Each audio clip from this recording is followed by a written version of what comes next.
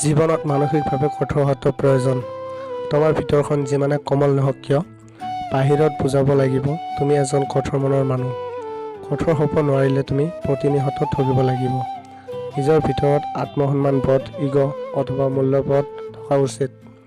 লক্ষ্য কৰিলে দেখিবা, যিসকল ঠগি যায় সেইসকল কোমল হৃদয়ৰ মানুহ। কঠোৰ হৃদয়ৰ মানুহবোৰক সহজে ঠগাব নোৱাৰে। নিজৰ মূল্যটো ধৰি ৰখাৰ বাবে হ'লেও তুমি কঠোৰ হ'ব লাগিব। কঠোৰ হোৱা মানে বেয়া বা দোষৰ একো নহয়। কঠোৰ হোৱা মানে নিজকে আনৰ কাষত সস্তা হোৱাৰ পৰা ৰক্ষা কৰা। কঠোৰ হোৱা মানে নিজৰ মূল্যটো ধৰি ৰখা। কঠোৰ হোৱা মানে নিজৰ আত্মসন্মান ৰক্ষা কৰা। কঠোৰ হোৱা মানে নিজকে ভাল পোৱা। এইটো যুগত আহি আৱেগ অথবা মায়াৰে জীৱন নচলে। আৱেগ অথবা মায়া তোমাৰ যিমান বেছি হ'ব, ভিতৰ পিনে তুমি সিমান বেছি ভাঙি থাকিবা। কাৰণ মানুহে তোমাৰ আৱেগ অথবা মায়াৰ সহায় লৈ তোমাক বেছি আঘাত কৰিব। জীৱনত ভাল থকাৰ বাবে অলপ হ'লেও কঠোৰ হোৱা উচিত। সহজতে পোৱা বস্তু মানুহে মূল্য দিব নাজানে।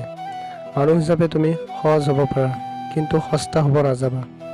মানুহ তোমাক যিখিনি দিব সেইখিনি ঘূৰাই দিয়া।